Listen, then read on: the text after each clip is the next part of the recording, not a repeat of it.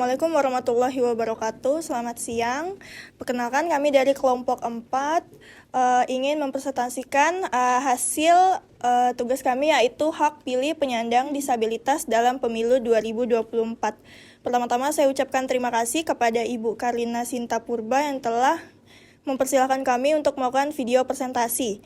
Baik, anggota kami di sini yang pertama ada Aryo Fadila, Dionesa Francisca, dan saya sendiri Elvira Salsabila. Lalu selanjutnya ada Fitri Anissa dan Jessica Fitriani Silalahi. Oke, untuk slide pertama saya persilahkan kepada Jessica Fitriani Silalahi.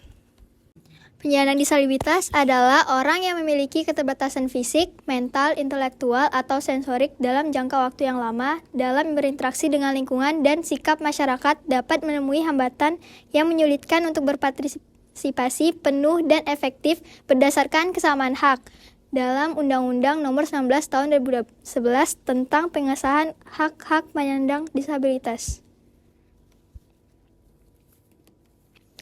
KPU memastikan bahwa terdapat 1.101.178.000 orang penyandang disabilitas sudah tercatat dalam daftar pemilih tetap atau DPT pada pemilu tahun 2024.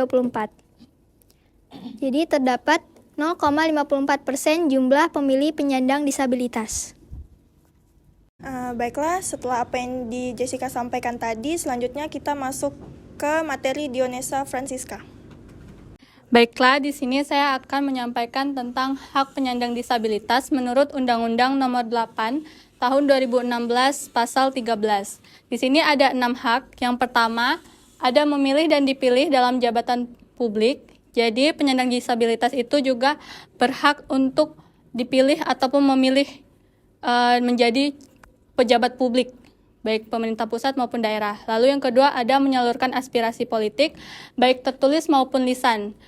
Kalau tertulis itu bisa melalui media sosial dan lisan bisa melalui rapat terbuka ataupun demonstrasi secara langsung. Lalu ada yang ketiga, memilih partai politik dan atau individu yang menjadi peserta dalam pemilu. Jadi penyandang disabilitas itu juga berhak untuk masuk ke dalam partai politik. Lalu ada membentuk menjadi anggota dan atau pengurus organisasi masyarakat dan atau partai politik, berperan secara aktif dalam sistem pemilu pada semua tahap dan atau bagian penyelenggaraannya. Jadi selain partai politik, penyandang disabilitas itu juga berhak untuk masuk ke dalam organisasi yang masih berbau politik. Lalu berhak secara aktif masuk dalam sistem pemilu pada semua tahapannya. Lalu yang kelima itu ada memperoleh aksesibilitas pada sarana dan prasarana penyelenggaraan pemilu, pemilihan gubernur, bupati atau wali kota, dan pemilihan kepala desa atau nama lain. Jadi, dalam pemilu sendiri, penyandang disabilitas itu memerlukan sarana dan prasarana khusus untuk mendukung mereka bisa memilih di dalam pemilu tersebut. Lalu yang terakhir ada memperoleh pendidikan politik. Next. Ini adalah contoh dari penyandang disabilitas yang menggunakan haknya dalam pemilu. Ada presiden keempat kita, yaitu Gus Dur, yang mengalami gangguan penglihatan akibat glaukoma. Jadi ia mengalami kebutaan di bagian mata kiri dan kanannya itu hanya berfungsi sebanyak 20%. Dia satu-satunya presiden Indonesia yang memiliki disabilitas. Baik, setelah apa yang Dionesa sampaikan, selanjutnya kita langsung ke materi Aryo Fadila. Selanjutnya saya akan memasuki yaitu mengkoordinir hak politik dan meningkatkan partisipasi penyandang disabilitas dalam pemilu serentak 2024. Yang pertama, melakukan sosialisasi dan pendidikan kepada para penyandang disabilitas. Yang kedua, menerima dan melibatkan penyandang disabilitas sebagai penyelenggara pemilu ADHOC. Yang ketiga, meningkatkan kesadaran terhadap penyelenggara ADHOC untuk memberikan peran dalam keikutsertaan penyandang disabilitas untuk terlibat di semua tahapan penyelenggaraan pemilu. Selanjutnya, melibatkan penyandang disabilitas sebagai relawan pemilu dan agen demokrasi di komunitasnya. Yang kelima, melakukan himbauan kesadaran akan pentingnya partisipasi dan peran stakeholder masyarakat, serta keluarga penyandang disabilitas untuk tidak merasa malu dan membantu para penyandang disabilitas dalam memberikan akses dan informasi berkaitan dengan pemilu. Yang keenam, mengoptimalkan para penyandang disabilitas terdaftar dalam daftar pemilih. Ketujuh, tersedianya aksesibilitas bagi penyandang disabilitas. Baik, setelah Aryo Fadila, kita akan masuk ke materi terakhir, yaitu dari Fitri Anissa.